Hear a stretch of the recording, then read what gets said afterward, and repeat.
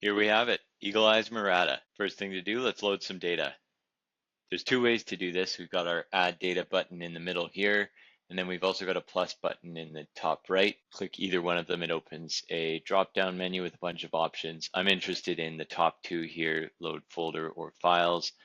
Got a folder of some sample data I'm going to bring in. That opens the file picker. I can choose my folder and it recognizes there's 121 files in that folder. I can see the progress as it loads in here. It's extracting the GPS metadata and saving it into my Mirada app locally. And then all the data is loaded into Mirada. So on the left here at the top, I can give this a case name organized by case. Give it a name demo. And now all of this data is saved into this case that I just made. Everything's organized in the side panel chronologically here and by media type. So at the top, here's a panel photo. I've got a few video files and some image sets. In the middle here is the media viewer. This is where most of the action happens in Mirada. Right now I've got that panel loaded and I've got a 360 viewer I can explore around. Over on the right is the map. I can resize that and the media viewer by panning that back and forth. And I can see that all that media I just loaded in is plotted onto the map here. So that shows those two image sets that I have, where the drone was when it collected all of those images is mapped out there. This is that video file I have loaded in, so it shows where the drone was when it was filming that. And then this is the drone's location, where it was when it was collecting the media that I'm currently viewing in the media viewer. So right now I've got this panel and I can see the orientation of that little triangular drone symbol move around as I explore the panel. Also, if I zoom out, we've got the estimated field of view displaying on the map as well. So it's basically an estimation of what I'm viewing in the media viewer represented on the map. Another interesting feature here, this is still in alpha development phase, but if I go into our 3D map and chase mode and click this to lock onto the drone's location, might take a little while to load. And then once it loads, you have the 3D map synced up to what you're looking at in the media viewer. So this can help sort of cross-reference what you're looking at in your imagery with what is on the map. So for example, say I wanted to know the coordinates of this little like clearing on the road here, I can cross-reference it with the 3D map and then right-click the map and grab the coordinates there. I can also go full screen view in the media viewer to view the maximum size and resolution of any of the media I'm looking at. And an interesting feature for viewing 360s in Mirada, this space up in the sky, we didn't think it was very useful, so we've put a compass rose up there so you can orient the direction of where you're looking when you're viewing the 360. Jumping out of the 360 viewer, go back into 2D map view, and we will jump down into these video files. So right here, I've got 3 different video files. They're all from the same recording. DJI just records the screen resolution, the thermal video, and the full resolution visual video. I'll click on that, and now I see that video file in my media viewer. I can click play. I can change the playback speed. And as it plays through the video, I see the drone's location on the map move along to show where it was when it collected the video that I'm currently viewing. I also have an estimated field of view being plotted onto the map as well. Same idea for image sets. Here I just have 19 image set that I'm looking at, and I can use the arrow keys on the laptop to just scroll through these images, and in any of them I can zoom in, inspect. And I also have the drone's location moving along in the map, representing where the drone was when it collected each of these images. And then that field of view, the white dotted line, is also plotted onto the map, which shows what I'm looking at, the estimated area on the map of what I'm looking at in the media viewer. We've also got the photo itself draped onto the map, and both the field of view and the photo are terrain aware. That's why they sort of look skewed. That's because this is a hillside, so it's sort of sloped, and being draped onto that slope skews the field of view in the image. That's it for the basics of loading drone media into Eyes Mirada.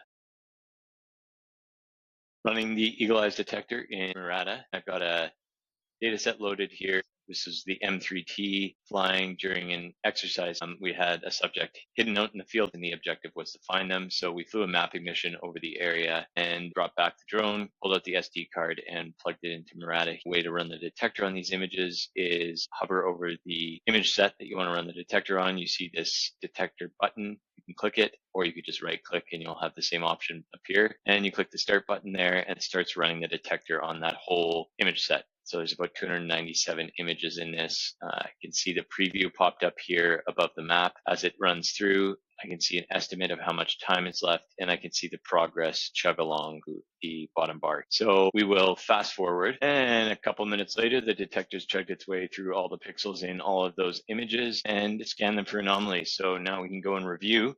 I'll notice I've got the H selected here, which means hypersensitive mode. That's showing the top 3 detections in every frame. If I click the H again, it turns it into default modes. In default mode, it's only going to show the things that are very anomalous. Here, I can click on the detection run, and it brings me to mosaic view. Alternatively, I can also click the mosaic button up in the top right. But yeah, we'll see right away in mosaic view, it shows all of the thumbnails for all of the detections. And it looks like we've got our subject right up top here. As I hover over these thumbnails, it shows on the map the estimated location where that detection was made. Now that we found our subject, we can click on the thumbnail there, and then it opens that full frame view with the detection turned on, and we can zoom in, zoom out. Yeah, looks like our subject. We can also see on the map here, we've got our subject standing out in the forest.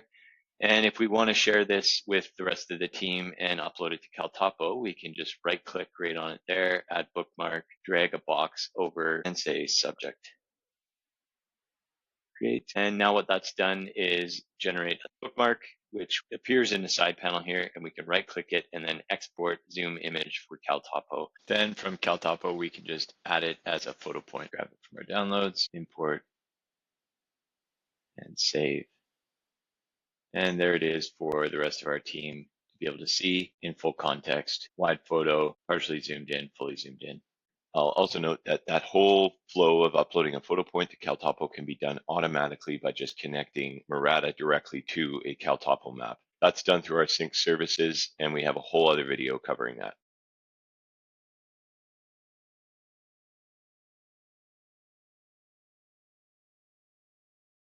Okay, we've got our case open and we're going to connect it to our CalTopo map. So we're going to be doing this for the first time, so we need to set up our CalTopo connection. So I'm going to tap CalTopo here and add CalTopo map. And you'll see we're not configured yet, so we need to get a CalTopo service account configured. I'm going to click configure here, and I'll get taken to these instructions. So if you are on a CalTopo team, and you are an administrator on that team, you will be able to get a service account. If you're not, you'll have to ask your admin. So I'll go follow the instructions and go here. And this is how you get your service account. So I'm going to go and do that really quickly. You can go to eagleeyesearch.com/CalTopo to see this instruction page for how to do it yourself. So, you administer details. Wait, test the service account. Do update, wait, copy,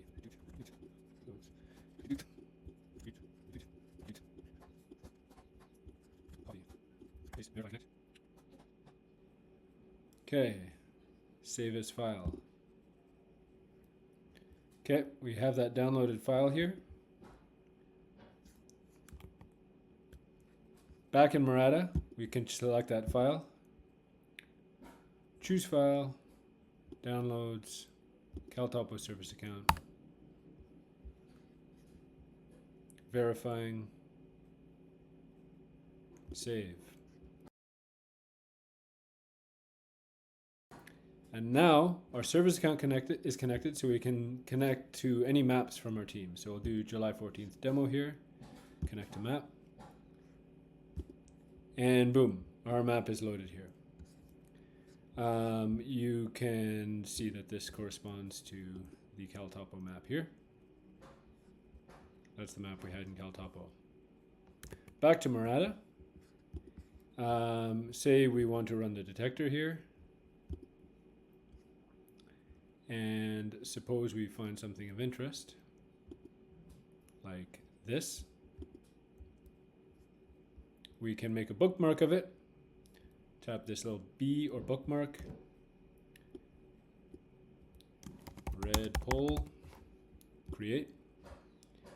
And we will see that back in CalTopo, this will be synced up into the map.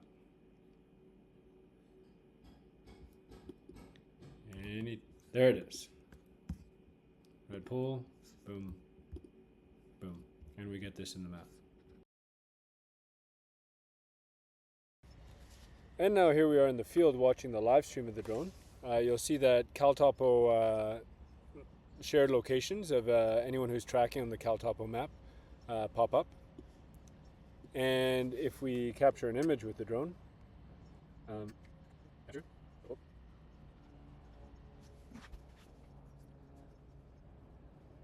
we will get that popping up on the map.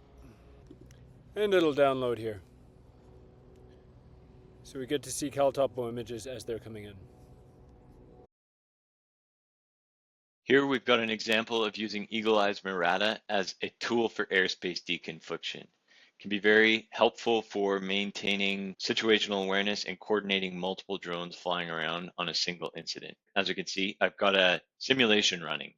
I've got 5 drones flying around in a simulated search area. I've got my CalTopo map connected to Mirada here so I can see all the different search areas and each of the drones flying around in real time, seeing where they are in relation to the other drones in the map, as well as in relation to the search areas that they've been assigned to fly. I can also see where they've searched. Their live GPS tracks are being plotted to the CalTopo map and visible in the Mirada map here as well. And I can see my ground personnel's live location via the CalTopo live location sharing. If I zoom out, we've also got some other useful layers available. Up to the north, we've got the airspace layer turned on. So there's some restricted airspace. There's a water aerodrome. We've got the real-time NOTAM layer. So clicking on that, it looks like there's a forest fire up north there. Zooming back down, so any ADS-B aircraft that is detected by the DJI AirSense, the onboard ADS-B receivers on DJI drones, will be displayed in the Mirada map. The drone pilots will also see that aircraft popping up in their piloting display on the drone controller, but now anyone viewing the Mirada map with those drones connected to it will also see the ADS-B aircraft. So this is a simulation. Obviously, we've got this aircraft coming straight through our operation area. We would be having our pilots descend immediately here. But we can also reference the vertical separation. We see the reported altitude of that manned aircraft on the label there, and we can cross-reference that with our reported altitude of our drones. There can be a lot of error associated with them, so only really useful as a general reference point, but can help with situational awareness there. Looking back at my drones, all of these live drone locations are also visible here, organized in the left side panel. Some of them have red dots on them. I can click on any of these and see some real-time stats. It zooms the map into each of the drones when I click on them, and I can see its altitude and its battery level. This one with the red dot means it's currently live streaming. So from Mirada, I can click on view live stream, and that'll open up, see what the drone's seeing in real time. If I click on another one, I could request a stream, which would show the pilot of this drone a pop-up on their screen saying Mirada user has requested to see your stream. So then the pilot would have the choice to either accept or deny that request. Here I see I've got another drone currently live streaming, indicated by the red dot there. So I can jump over to that, and the Autel Max is live streaming. So this can be done on Autels by using Eagle Eyes Pilot in background mode, which enables live streaming and live CalTopo tracking. Jumping into this stream here, same idea. I can just see the drones simulated, in this case, live stream coming through. I'm also able to record and run the Eagle Eyes detector on this live stream. More on that in another video. Another point is when I'm viewing a live stream from Eagle Eyes Mirada here, I can share that. So I click the share button. I can either scan that with a mobile phone and then pass that along to someone else, or I can copy this URL and send it to whoever I want to share this live stream with. So to recap, we're able to use Eagle Eyes Mirada to view multiple drones flying around on a single incident and see their real-time location with reference to the other drones flying around, as well as the CalTopo map. We're able to see airspace and manned aircraft that are flying through our operation area. And we're also able to view and share and record live streams. Eagle Eyes Mirada is integrated with a few different RID receivers to ingest RID signals from drones that are transmitting various different ones. This is the Drone Tag Rider. Thanks to Werner for helping with the integration. You can connect the Drone Tag Rider via Bluetooth to your laptop running Eagle Eyes Mirada. Just make sure your Bluetooth on your phone is turned off so it's not stealing the Bluetooth signal. Then follow these steps. So we know the Drone Tag Rider device is turned on and no other Bluetooth devices are competing for it. Now, if it doesn't show up in connected devices at the bottom of the side panel on the left here automatically, you can click the Add Data button, Add RID Receiver drone tag receiver, and then it starts scanning for the rider's Bluetooth signal. There I see I've picked it up. Sometimes it takes a minute to find it and then lock in. And there we go. We see it's connected. And now I see the drone tag rider down in the bottom left under connected devices in the side panel. In addition to the drone tag rider, Mirada is also compatible with drone tag Scout and the drone Scout bridge. You can find links to all of these below. Mirada is also compatible with the Eagle Eyes RID receiver. You can buy this on our website, and pretty simple. It just connects via USB straight into your laptop running Eagle Eyes Mirada, and you'll see as soon as you connect it that it appears as the Eagle Eyes RID receiver in the connected devices at the bottom of the side panel. Just make sure you have this. It's got a little antenna in it, so put it in a place where it's out in the open and it'll be picking up RID signals. And when I have the RID receiver connected to Mirada here, as soon as it picks up an RID drone, I see it appear in the sidebar, and here it pops up in the map. So right now what I'm seeing is an RID drone flying around. I can see the pilot's location, and I can see some information on the drone as it flies around in the map. The Eagle Eyes RID receiver can be purchased from our website at eagleeyesearch.com/RID.